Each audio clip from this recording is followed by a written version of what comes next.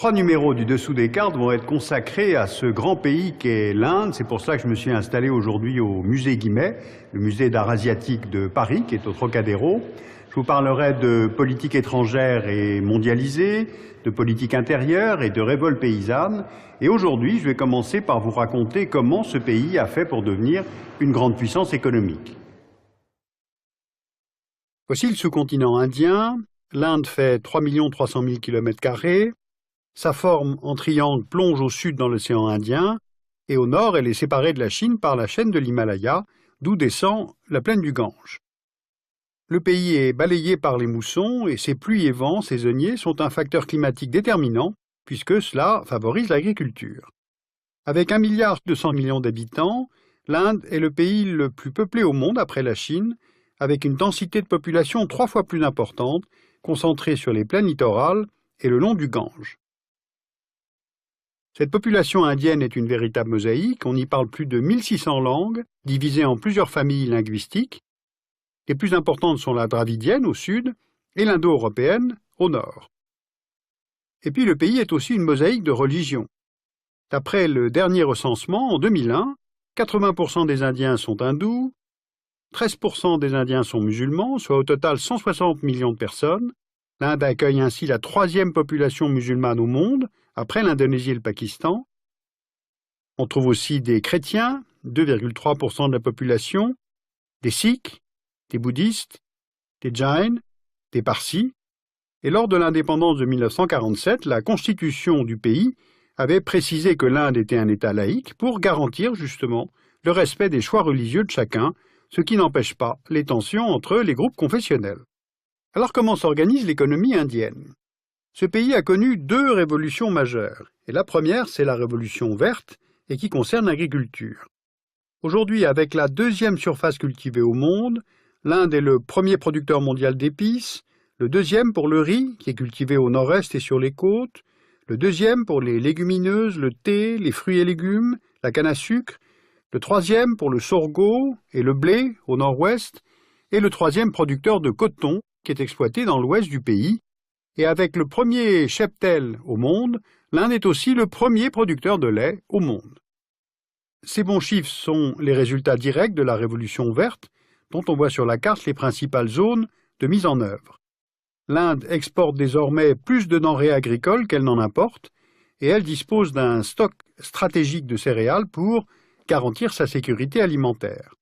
Alors cette politique a mis un terme aux famines récurrentes qui sévissaient après l'indépendance, et fait mentir les annonces prédisant que l'Inde ne pourrait jamais nourrir une telle population.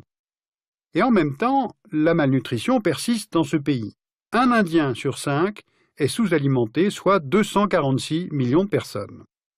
Alors l'agriculture reste un secteur clé en Inde, la moitié de la population active indienne travaille dans ce secteur, et en même temps sa part baisse régulièrement dans le PIB, comme on le voit sur le graphique. Elle ne représente plus aujourd'hui que 18% du PIB de l'Inde.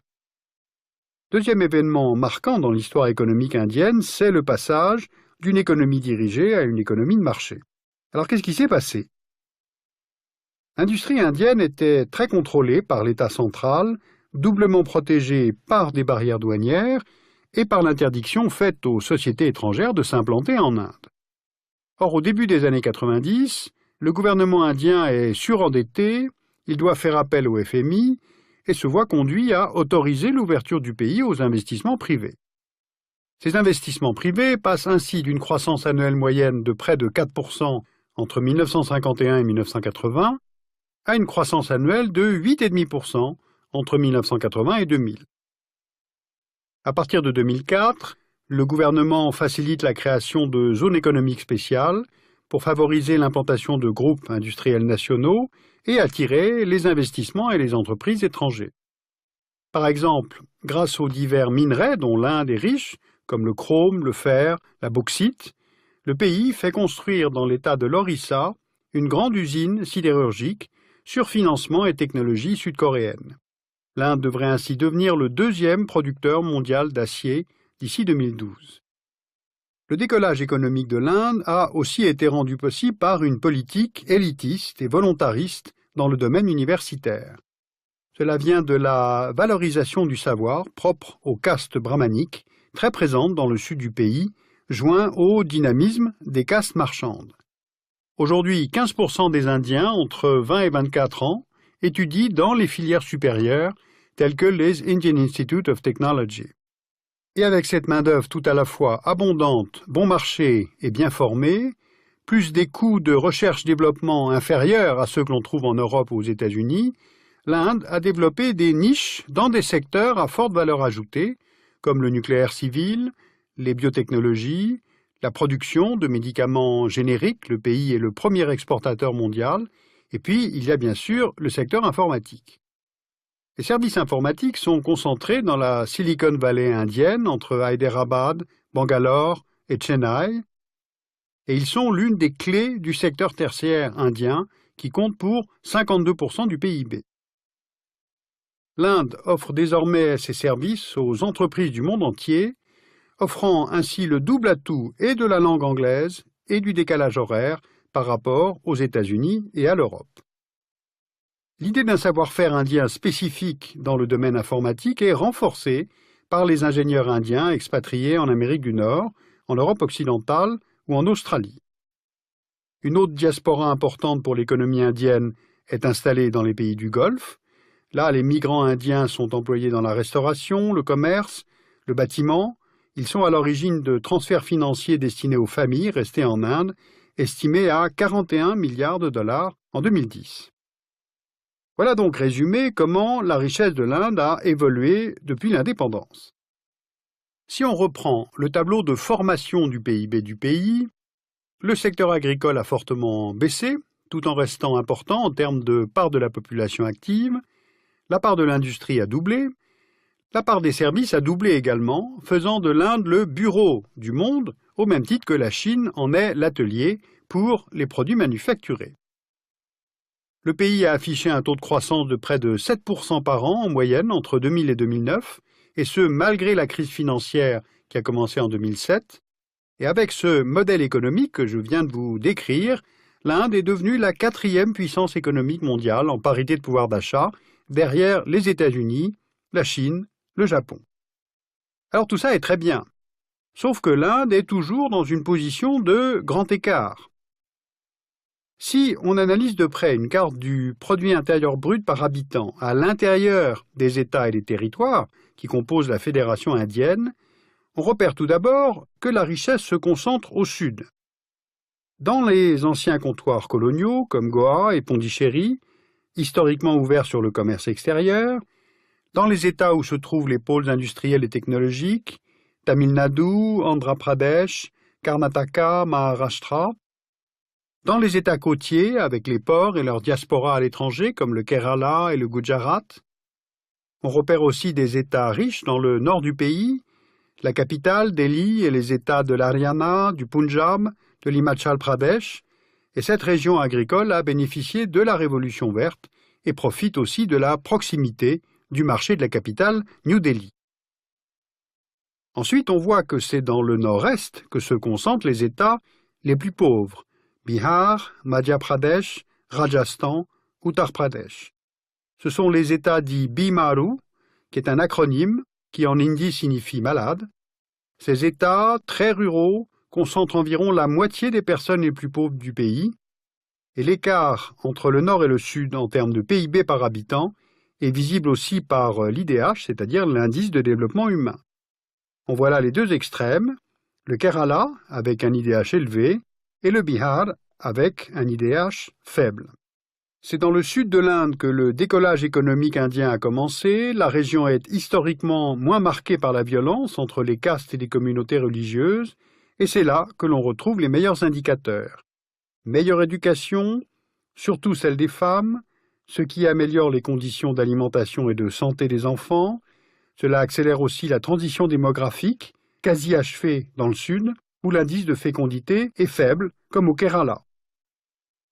Alors que dans le nord, on trouve des indices de fécondité qui demeurent élevés, comme au Bihar, avec près de 4 enfants par femme. Et puis enfin, il y a l'échelle urbaine, qui permet de mesurer les paradoxes de la croissance indienne. On voit sur la carte les 3 mégapoles de plus de 10 millions d'habitants, Delhi, Mumbai et Kolkata. Voici aussi les autres grandes villes du pays. Et maintenant, voici la carte des slums, c'est-à-dire des bidonvilles. Eh bien, ces zones d'habitat précaires, informelles, illégales, se développent dans les grandes villes sous la pression de l'urbanisation et de l'exode rural. Par exemple, dans l'agglomération du Grand Mumbai, que l'on voit ici, et qui compte plus de 20 millions d'habitants, un habitant sur 3 vit dans un bidonville. La capitale économique et financière de l'Inde détient ainsi le record du plus grand bidonville d'Asie, Dharavi, qui accueille entre 500 000 et 1 million d'habitants sur les zones marécageuses de la ville. Voilà, l'Inde est désormais parmi les grands pays économiques dans le monde qui comptent énormément et en même temps son modèle de croissance semble paradoxal avec d'une part l'émergence d'une grande classe moyenne, le maintien de la pauvreté dans ce pays puisque près de 70% des Indiens vivent à peu près avec 2 $ par jour et en même temps l'existence de grands groupes financiers et industriels totalement mondialisés. Alors dans un prochain numéro, je vous parlerai justement de la politique extérieure de l'Inde, et qui est une politique tout à fait mondialisée. Sur ce dossier, je vous conseille de lire L'économie de l'Inde aux éditions de la Découverte de Jean-Joseph Boyau. Vous pouvez lire aussi Michel Testard, Pourquoi l'Inde, c'est les promesses d'un géant émergent aux éditions Pearson. Et puis je vous signale que Le Monde vient de sortir son bilan géostratégique pour l'année 2011.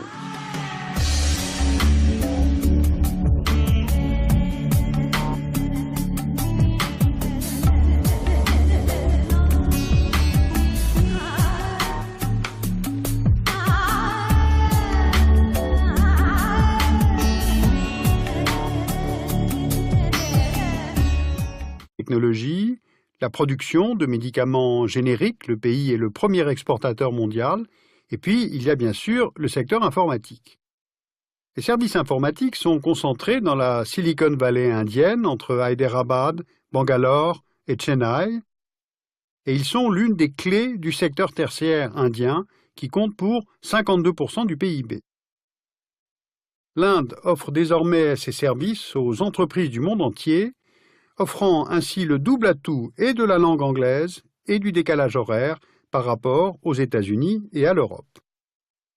L'idée d'un savoir-faire indien spécifique dans le domaine informatique est renforcée par les ingénieurs indiens expatriés en Amérique du Nord, en Europe occidentale ou en Australie. Une autre diaspora importante pour l'économie indienne est installée dans les pays du Golfe.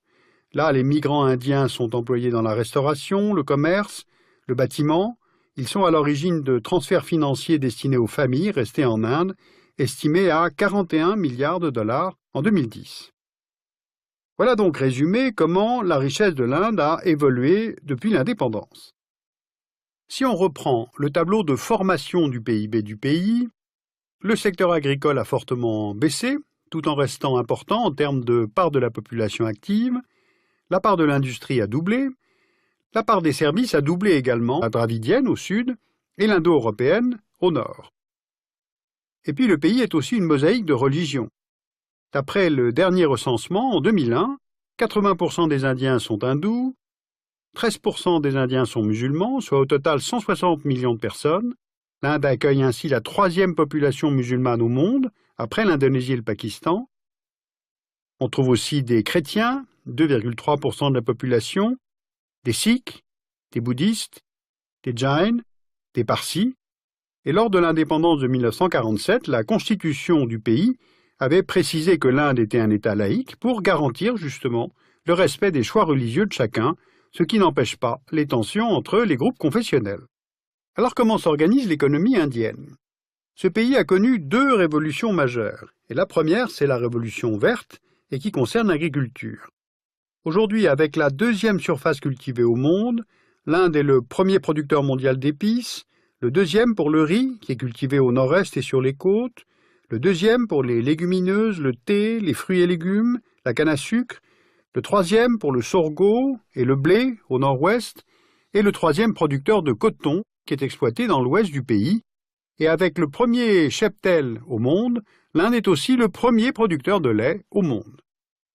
Ces bons chiffres sont les résultats directs de la Révolution verte, une moyenne de près de 4% entre 1951 et 1980, à une croissance annuelle de 8,5% entre 1980 et 2000.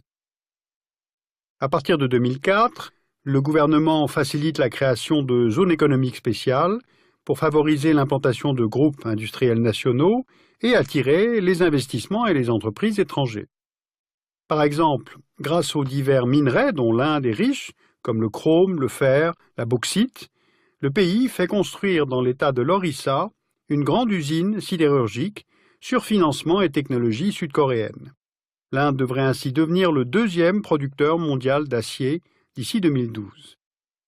Le décollage économique de l'Inde a aussi été rendu possible par une politique élitiste et volontariste dans le domaine universitaire. Cela vient de la valorisation du savoir propre aux castes brahmaniques, très présentes dans le sud du pays, joint au dynamisme des castes marchandes. Aujourd'hui, 15% des Indiens entre 20 et 24 ans étudient dans les filières supérieures telles que les Indian Institute of Technology. Et avec cette main-d'œuvre tout à la fois abondante, bon marché et bien formée, plus des coûts de recherche-développement inférieurs à ceux que l'on trouve en Europe ou aux États-Unis, l'Inde a développé des niches dans des secteurs à forte valeur ajoutée, comme le nucléaire civil, les biotechnologies.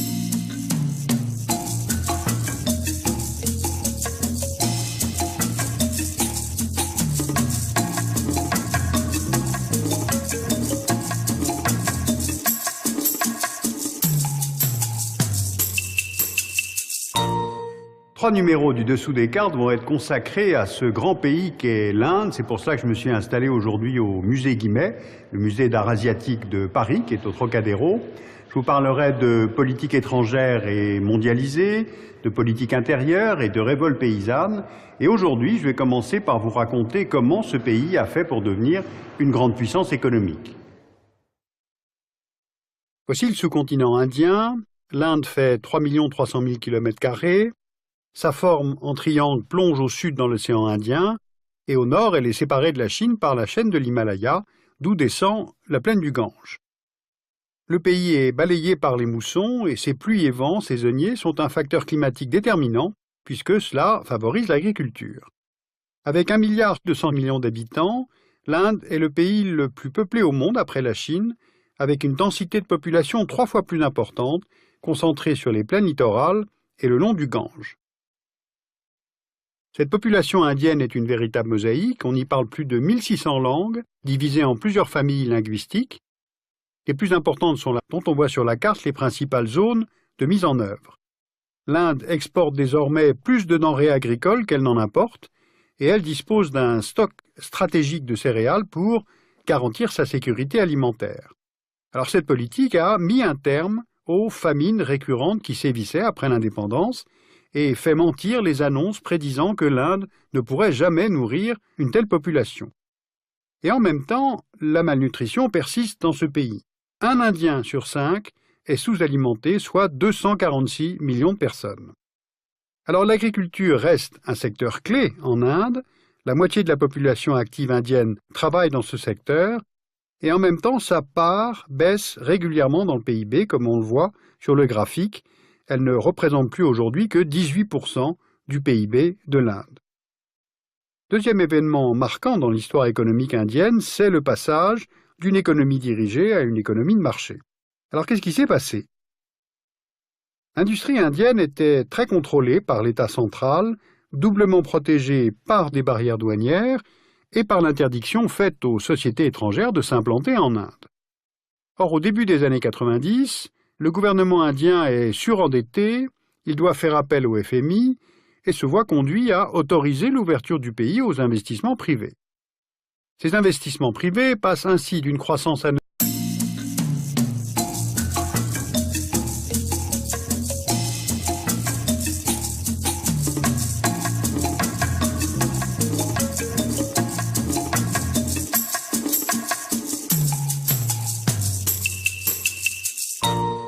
Trois numéros du dessous des cartes vont être consacrés à ce grand pays qu'est l'Inde. C'est pour cela que je me suis installé aujourd'hui au musée Guimet, le musée d'art asiatique de Paris, qui est au Trocadéro.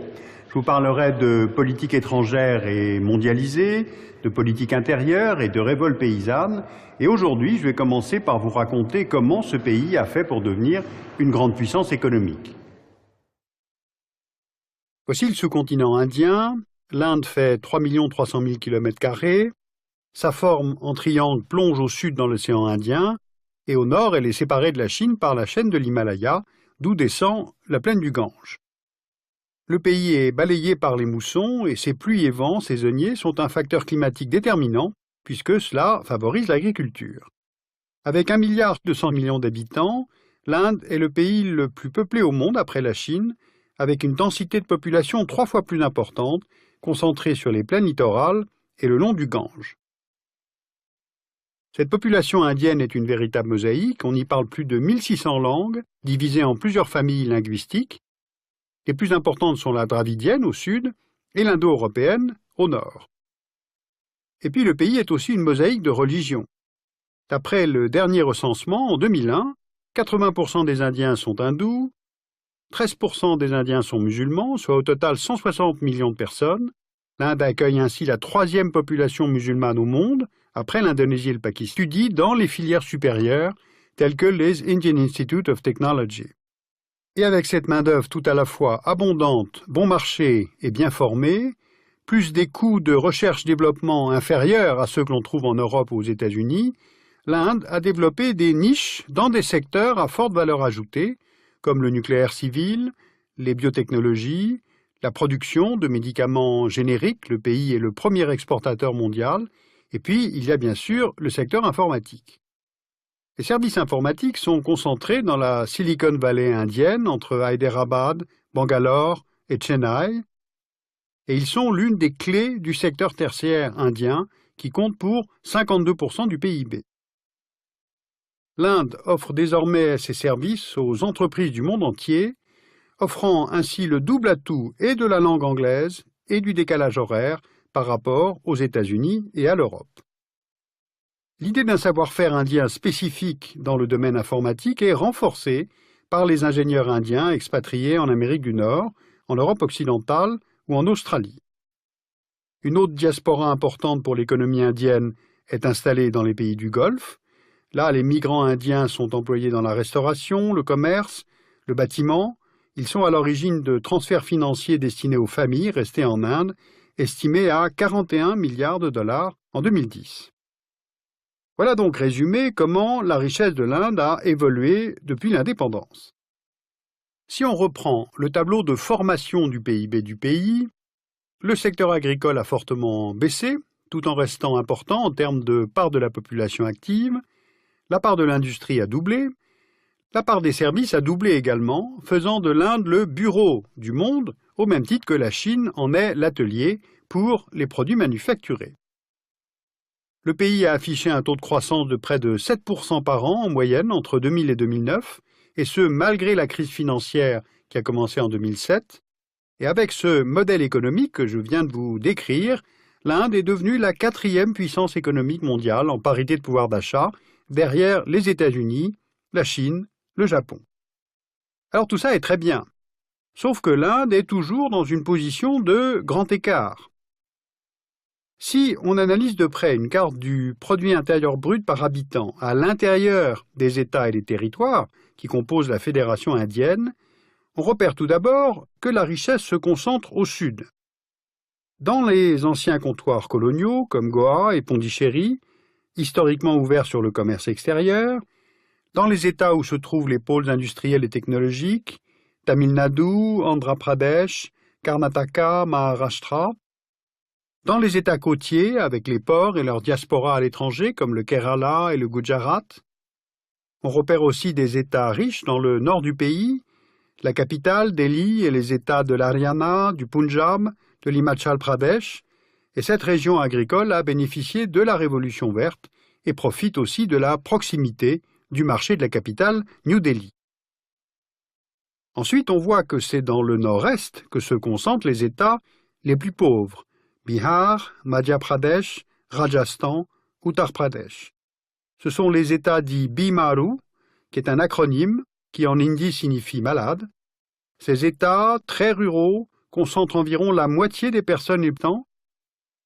On trouve aussi des chrétiens, 2,3% de la population, des sikhs, des bouddhistes, des jains, des parsis. Et lors de l'indépendance de 1947, la constitution du pays avait précisé que l'Inde était un État laïque pour garantir justement le respect des choix religieux de chacun, ce qui n'empêche pas les tensions entre les groupes confessionnels. Alors comment s'organise l'économie indienne? Ce pays a connu deux révolutions majeures, et la première, c'est la révolution verte, et qui concerne l'agriculture. Aujourd'hui, avec la deuxième surface cultivée au monde, l'Inde est le premier producteur mondial d'épices, le deuxième pour le riz, qui est cultivé au nord-est et sur les côtes, le deuxième pour les légumineuses, le thé, les fruits et légumes, la canne à sucre, le troisième pour le sorgho et le blé au nord-ouest, et le troisième producteur de coton, qui est exploité dans l'ouest du pays. Et avec le premier cheptel au monde, l'Inde est aussi le premier producteur de lait au monde. Ces bons chiffres sont les résultats directs de la révolution verte, dont on voit sur la carte les principales zones de mise en œuvre. L'Inde exporte désormais plus de denrées agricoles qu'elle n'en importe, et elle dispose d'un stock stratégique de céréales pour garantir sa sécurité alimentaire. Alors cette politique a mis un terme aux famines récurrentes qui sévissaient après l'indépendance, et fait mentir les annonces prédisant que l'Inde ne pourrait jamais nourrir une telle population. Et en même temps, la malnutrition persiste dans ce pays. Un Indien sur 5 est sous-alimenté, soit 246 millions de personnes. Alors l'agriculture reste un secteur clé en Inde, la moitié de la population active indienne travaille dans ce secteur, et en même temps sa part baisse régulièrement dans le PIB, comme on le voit sur le graphique. Elle ne représente plus aujourd'hui que 18% du PIB de l'Inde. Deuxième événement marquant dans l'histoire économique indienne, c'est le passage d'une économie dirigée à une économie de marché. Alors qu'est-ce qui s'est passé? L'industrie indienne était très contrôlée par l'État central, doublement protégée par des barrières douanières et par l'interdiction faite aux sociétés étrangères de s'implanter en Inde. Or, au début des années 90, le gouvernement indien est surendetté, il doit faire appel au FMI et se voit conduit à autoriser l'ouverture du pays aux investissements privés. Ces investissements privés passent ainsi d'une croissance annuelle moyenne de près de 4% entre 1951 et 1980 à une croissance annuelle de 8,5% entre 1980 et 2000. À partir de 2004, le gouvernement facilite la création de zones économiques spéciales pour favoriser l'implantation de groupes industriels nationaux et attirer les investissements et les entreprises étrangères. Par exemple, grâce aux divers minerais dont l'Inde est riche, comme le chrome, le fer, la bauxite, le pays fait construire dans l'état de l'Orissa une grande usine sidérurgique sur financement et technologie sud-coréenne. L'Inde devrait ainsi devenir le deuxième producteur mondial d'acier d'ici 2012. Le décollage économique de l'Inde a aussi été rendu possible par une politique élitiste et volontariste dans le domaine universitaire. Cela vient de la valorisation du savoir propre aux castes brahmaniques, très présentes dans le sud du pays, joint au dynamisme des castes marchandes. Aujourd'hui, 15% des Indiens entre 20 et 24 ans